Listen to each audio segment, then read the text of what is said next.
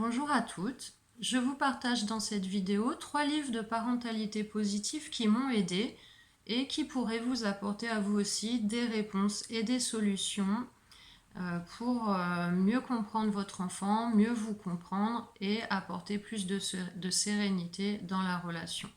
Alors quand on souhaite mettre en place la parentalité positive, il y a 2 choses très importantes qui peuvent nous y aider. Tout d'abord, c'est l'empathie, le pouvoir de l'empathie. L'empathie, c'est la capacité à percevoir ce que l'autre ressent. Donc en fait, c'est reconnaître et comprendre ses émotions et ses besoins. Se connecter avec empathie à notre enfant, à ses besoins et également à nous-mêmes, va nous permettre plus de compréhension et donc plus de bienveillance dans la relation. La deuxième chose très importante, à mon sens, c'est d'avoir des connaissances, notamment sur le cerveau de l'enfant et son développement, et sur les bienfaits de l'éducation positive qui ont été prouvés par les découvertes en neurosciences de ces dernières années.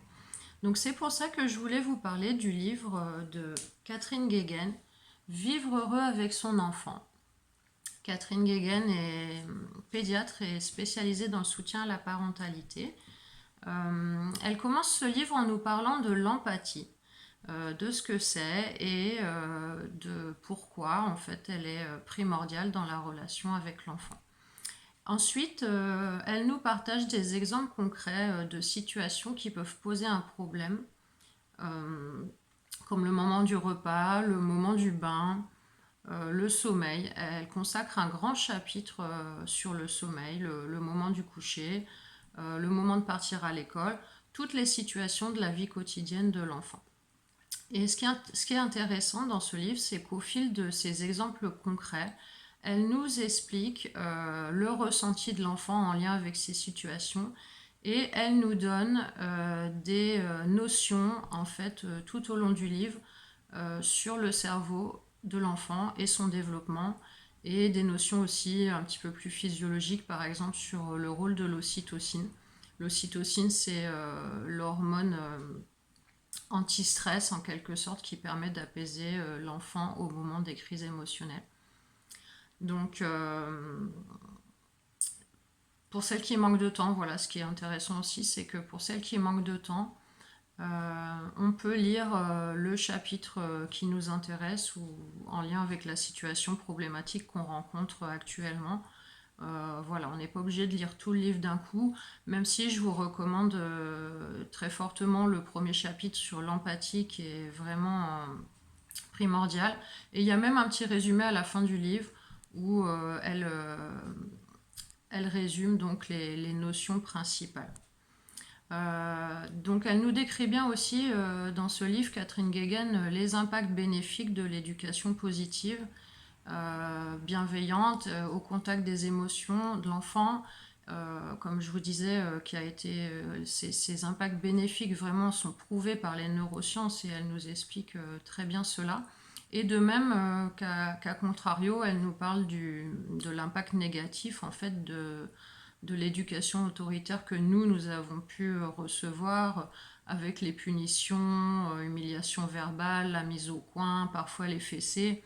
Et voilà, on a prouvé ces dernières années également vraiment les impacts négatifs sur le développement psycho-affectif de l'enfant et sur son cerveau de ces pratiques qu'on appelle violences éducatives ordinaires en ce moment et voilà que nous avons pu connaître dans nos éducations qui étaient à l'époque on ne savait pas en fait tout ce que les neurosciences nous ont prouvé ces 20 dernières années. Donc voilà, donc en résumé, grâce à ce livre, nous pouvons mieux comprendre ce qui se passe au niveau du cerveau de l'enfant et ça, moi, ça me paraît très important. Et cela nous aide à nous mettre plus en empathie du coup avec lui et aussi à apaiser nos propres émotions et à apaiser la relation.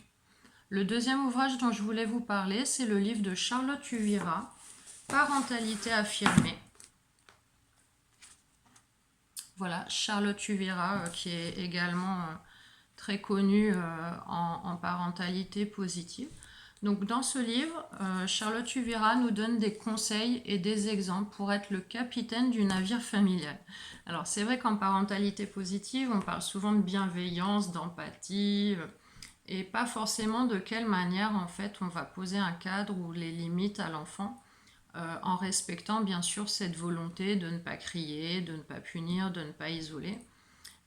Bien sûr, la parentalité positive n'est pas une éducation laxiste ou permissive, et il est très important de poser un cadre à l'enfant, parce qu'en fait le cadre est sécurisant. C'est vraiment quelque chose qui lui permet de savoir exactement ce qu'il peut faire et ce qu'il ne peut pas faire, et cela est extrêmement rassurant pour lui. Donc dans ce livre, Charlotte Uvira nous donne des conseils et des exemples sur la façon de poser un cadre au sein de notre foyer et comment incarner les valeurs du parent positif. Donc là, je parle vraiment d'incarner, parce que c'est vrai que c'est d'abord à nous, parents, d'incarner les valeurs que l'on souhaite transmettre à nos enfants. Par exemple, si on veut que notre enfant parle calmement, il va d'abord falloir que nous parlions calmement. Si on souhaite que notre enfant passe moins de temps sur écran, il va falloir d'abord que nous-mêmes, nous soyons vigilants autant que nous passons sur le téléphone ou devant la télévision.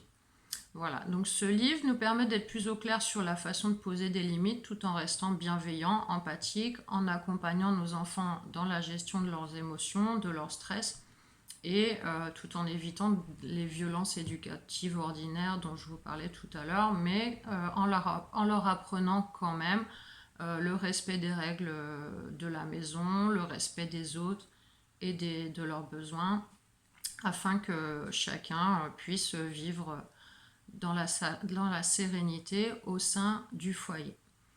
Et enfin, le troisième livre dont je souhaitais vous parler, c'est le livre de Marc Pistorio, Dis-moi qui tu aimes, je te dirai qui tu es. Donc ce livre, il est basé sur le lien d'attachement qui a été étudié par John Bowlby et Mary Ainsworth dans les années 60. Donc ils avaient mis en évidence à travers la situation étrange 4 types d'attachements différents, donc que nous mettons en place dans l'enfance avec notre figure d'attachement principale. Donc c'est vrai que le plus souvent c'est la maman. Donc Mary Ainsworth a mis en évidence 4 types d'attachement: l'attachement sécure et 3 types d'attachement insécure. Donc l'attachement insécure évitant, l'attachement insécure ambivalent anxieux et l'attachement insécure désorganisé.